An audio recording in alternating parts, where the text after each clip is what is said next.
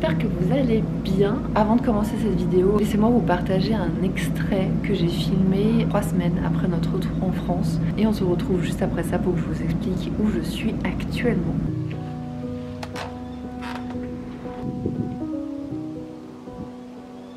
Je vous retrouve dans un cadre tout autre que la dernière fois qu'on s'est parlé.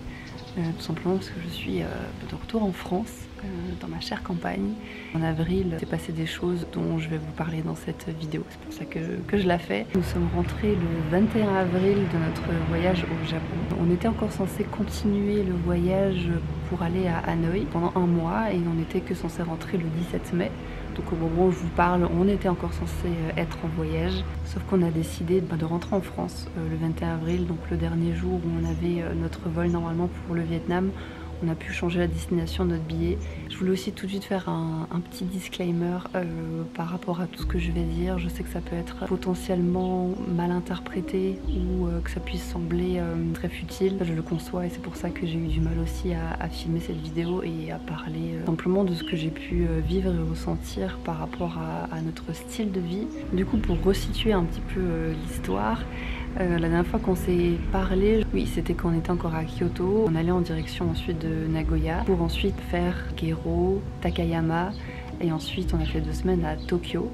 Donc tout ça on l'a fait. J'ai quand même pu profiter un maximum malgré l'oral qui commençait un petit peu à décliner. On s'est rendu compte après Kyoto qu'on commençait à fatiguer du voyage dans sa globalité. Donc pas que le Japon, mais vu que ça faisait quand même quelques mois qu'on voyageait. Je sais pas si c'était aussi dû à la météo parce qu'il faisait mine de rien très froid. Le printemps a mis du temps à arriver au Japon cette année.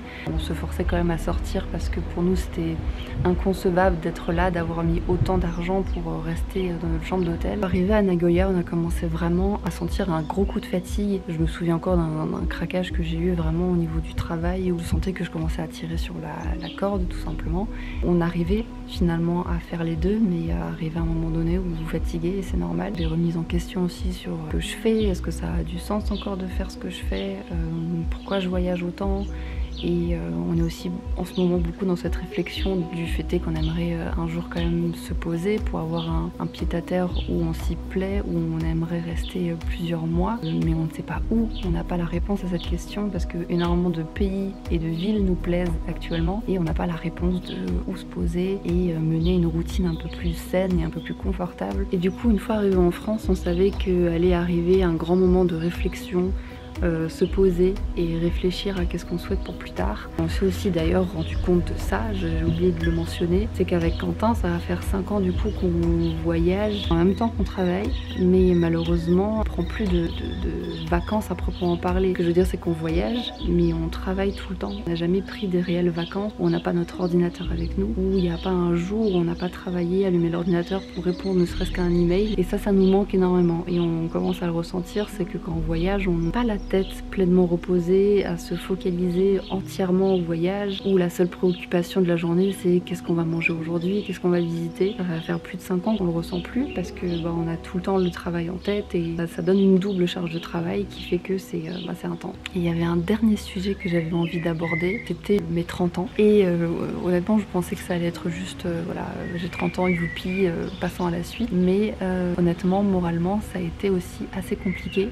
Encore maintenant, 30 ans me mettent une pression énorme. Je sens bien que je rentre dans une phase assez cruciale de ma vie où, entre guillemets, entre 20 et 30, on peut faire plein d'essais, se dire qu'on a le temps, parce que c'est vrai, et justement, j'encourage tout le monde entre ces 20 et 30 ans à faire le maximum de choses possibles, à voyager, travailler, essayer plusieurs carrières si c'est nécessaire. Et là, du coup, je rentre dans cette fameuse 30-40, où là, va falloir prendre des décisions qui font que peut-être que après la quarantaine j'aurai plus ces choix là. Je pense notamment à concevoir une famille, à m'installer, même si s'installer vous allez me dire tu peux faire ça aussi après 40 ans, oui c'est sûr. Est-ce que j'ai envie d'une vie de famille maintenant, plus tard, jusqu'à quand je peux?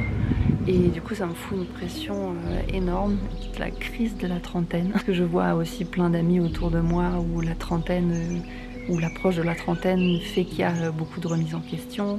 Est-ce que je suis à ma place? Est-ce que les choix que j'ai faits durant ma vingtaine sont les bons? Je pense que c'est pas mauvais en fait de se poser toutes ces questions-là, c'est juste que ça chamboule. Remettre en cause les choix qu'on a pu faire, c'est pas toujours très agréable, mais il faut passer par là.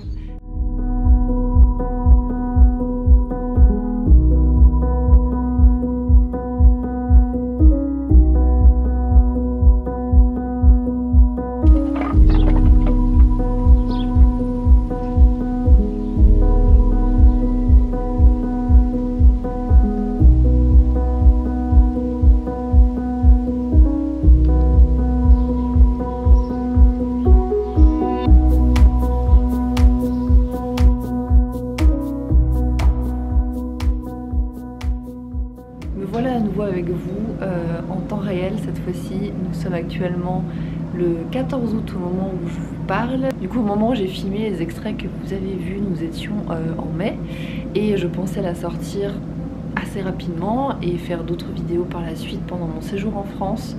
Mais force est de constater que j'avais réellement besoin de me reposer et juste me concentrer sur le travail en freelance que j'avais déjà à faire. Voilà, et j'ai dû prioriser, aussi me reposer.